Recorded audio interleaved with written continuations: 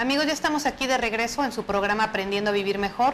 Hemos estado hablando acerca del acompañamiento a los familiares de discapacitados, el acompañamiento terapéutico, aquí muy bien acompañadas de la licenciada en Psicología, Carolina Castañeda.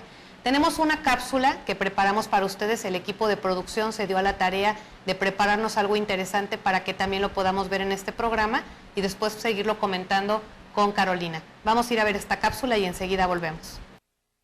En un sentido coloquial, acompañar es estar con otros. En cuanto a acompañar terapéuticamente, indica también estar con otros, pero desde un marco teórico y referencial que fundamenta un accionar terapéutico, una operatoria con direccionalidad. El acompañante terapéutico es un recurso humano preparado para asistir personas que se encuentran atravesando por alguna circunstancia o proceso que afecta a su salud, es decir, una crisis, una enfermedad, una discapacidad, etapa vital, etc. El acompañante terapéutico es quien sostiene con su presencia una función asistencial específica en el área de la salud, incluido siempre dentro de un equipo que trabaja con la guía de la salud, enfermedad. El acompañante terapéutico cuenta con conocimientos que le permiten transitar junto a su acompañado por los procesos antes mencionados, desempeñando un rol centrado en el apoyo y sostén frente a las dolencias de su asistido.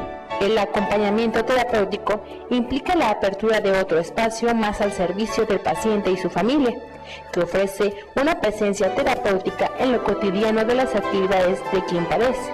Dicho espacio, a su vez, crea una cotidianidad con el paciente que va a resultar inédita, ya que se presta a la construcción de un vínculo en un espacio, tiempo que va a tener características particulares. Retomando lo expuesto, es posible afirmar que el acompañante terapéutico es un agente de salud que se ubica en lo cotidiano para poder actuar.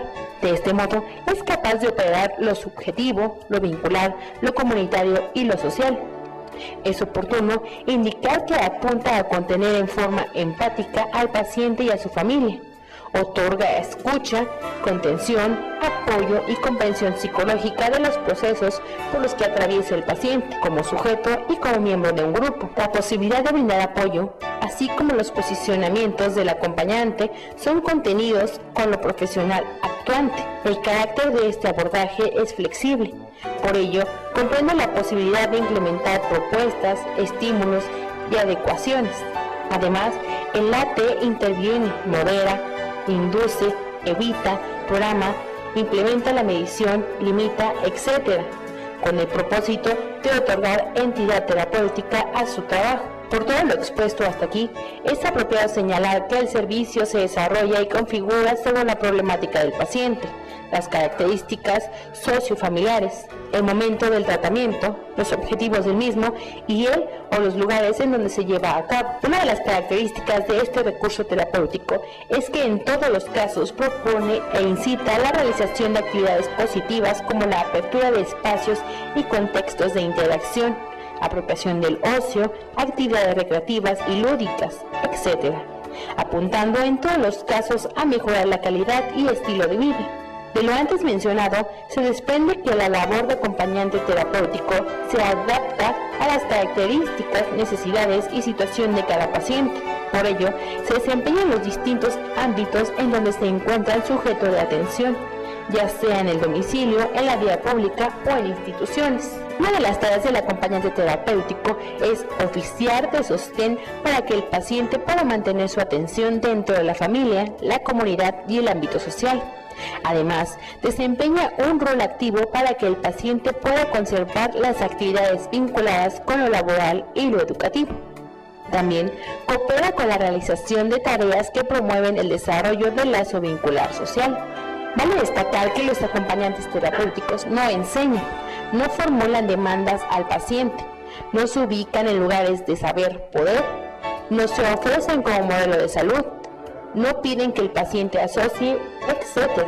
Los acompañantes influyen e intervienen en el área intersubjetiva, vincular, por lo tanto... Muchas gracias.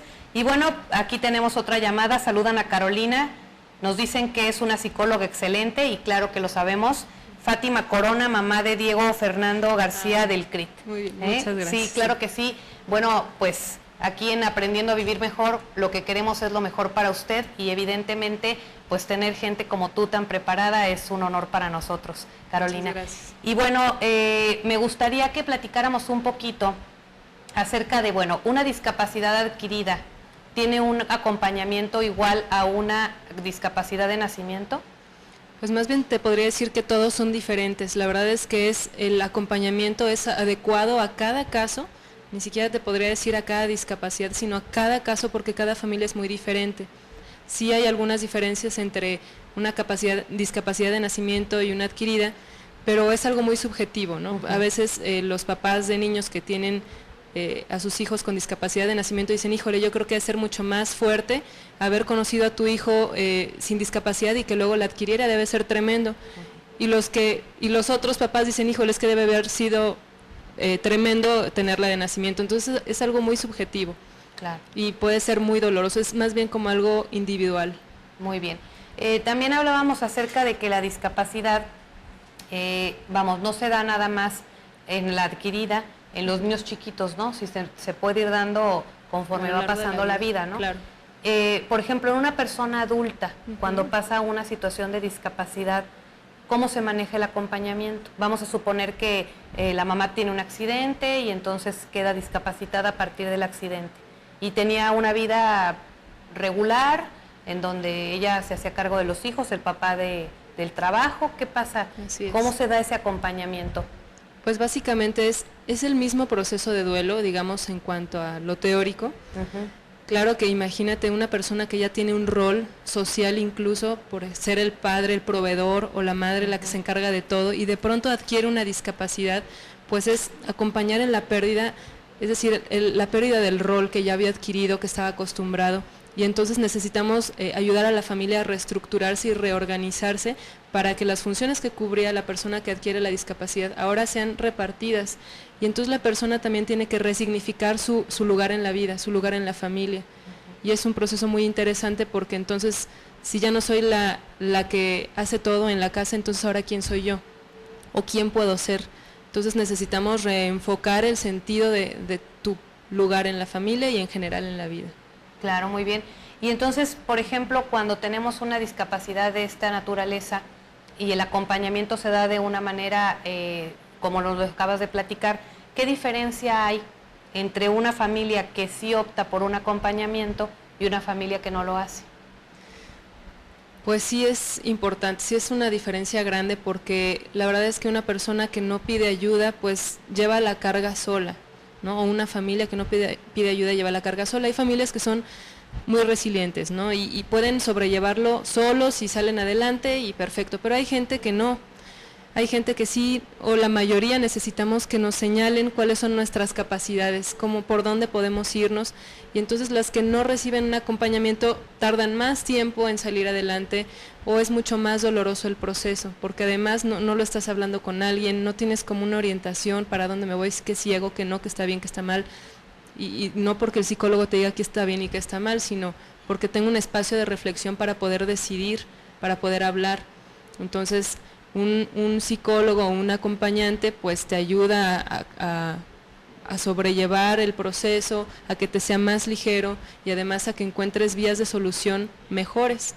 Entonces muchas veces muchas familias se quedan estancadas en alguna de las etapas precisamente por no recibir el acompañamiento. Me quedo en la negación 20 años o me quedo en la culpa o en el enojo, y así pueden vivir toda la vida, ¿no? ¿Cuántas veces, no, como tú decías, los niños quedaban enclaustrados o aislados en su casa y uno no se enteraba de que vivían hasta que se habían muerto? Entonces algo bien grave, hubo ahí una negación que se quedó ahí estancada toda la vida, y entonces imagínate cómo vive una persona o un niño con discapacidad en una familia que lo niega.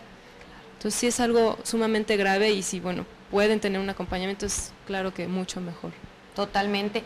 Fíjate, Carolina, ahorita por ejemplo pensaba en esto de las discapacidades adquiridas cuando las personas son de tercera edad. Y entonces, el señor estaba acostumbrado a caminar a determinada velocidad, no le fallaba la cadera, no le fallaba la pierna, lo que quieras, y de repente tiene ya que apoyarse en un bastón, en una andadera, a lo mejor tener que usar una silla de ruedas. ¿También es recomendable ahí el acompañamiento, aunque sea un proceso natural de vida? Pues sí, de hecho ¿Qué te puedo decir? Yo puedo recomendar el acompañamiento en cualquier etapa de la vida. Yo creo que es algo normal, que a veces tenemos crisis, no sabemos qué hacer, tenemos situaciones dolorosas y es importante o es bueno acudir con una persona que nos ayude a pasar ese bache. Entonces, si tú eres una persona que ha desarrollado a lo largo de su vida muchas habilidades para enfrentar situaciones nuevas o cambios o pérdidas, pues ya cuando llegas a la vejez y vives una discapacidad, a lo mejor ya tienes muchas herramientas adquiridas durante la vida. Y pues es menos necesario un acompañamiento o no es necesario, pero bueno, tampoco es contraindicado, siempre puede ayudar. Claro, eso me encanta lo que acabas de decir, jamás va a ser contraindicado. Claro. Porque realmente un acompañamiento, como tú nos lo has repetido en el programa, es poder tener un espacio, una persona con quien te puedas expresar, donde puedas ser escuchado, donde tú mismo puedas ir acomodando tus ideas, tus sentimientos y puedas dar mejores resultados para ti mismo, ni siquiera para los demás, ¿no? No va a haber acierto o error. Aquí el punto es que también las personas adultas mayores llegan a caer en estados de duelo, porque ya perdí mi agilidad, porque ya perdí mi velocidad, porque ya perdí a lo mejor algún miembro de mi cuerpo por alguna enfermedad, ¿verdad? Así es. Y entonces esto, volvemos a repetir, pasa por los procesos de depresión, negación, enojo, lo que quieras, y entonces no podemos tampoco decir como que, ay, pues ya está viejo, ¿no? O ya está vieja, ¿qué importa? No, no, claro que importa, todo el ser humano importa. Entonces, ¿qué recomendación pudieras hacer para las personas que aún no se han acercado a buscar un acompañamiento y que ahorita están viendo el programa? ¿A dónde se pueden acercar? ¿Cómo se pueden acercar?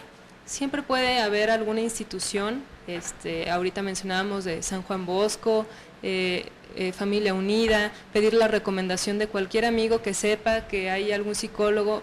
La verdad es que hay muchos espacios, no se conocen mucho esos servicios y además muchas veces no estamos como dispuestos a pagar, tenemos además la idea de que es algo carísimo. Entonces también es cuestión de acercarte con esa persona, con el terapeuta y platicar de las condiciones, de la frecuencia, de los precios, pero yo creo que es algo sano, es como higiene mental y quitarnos la idea de que es algo únicamente para locos, ¿no? Sino que es algo humano, es un lugar donde puedes hablar sobre lo que te pasa y tener una orientación y pues yo creo que sería la recomendación abrirse a... Y también otra cuestión, el darnos cuenta de que todos somos susceptibles a tener una discapacidad. Entonces todos vamos para allá, si llegamos a la vejez vamos a adquirir una discapacidad, no es algo que nada más le pasa a unos cuantos, es algo que de alguna manera nos pasa a todos y si a mí no me pasa porque no llego a ser viejito, pues le pasa a un familiar o a un amigo que yo conozco o a mi vecino, es algo que está más cerca de nosotros de lo que creemos y además que nosotros todos vivimos duelos en la vida. Todos estamos frecuentemente viviendo procesos de duelo, de pérdidas, desde que dejamos la adolescencia, sufrimos un divorcio, los hijos crecen, se van, se casan, todo eso son pérdidas. Entonces hay que verlo como algo normal, las crisis son normales en la vida y en ese sentido pues el acompañamiento es algo normal, no es únicamente propio de los enfermos mentales. Claro, definitivamente. Vamos a ir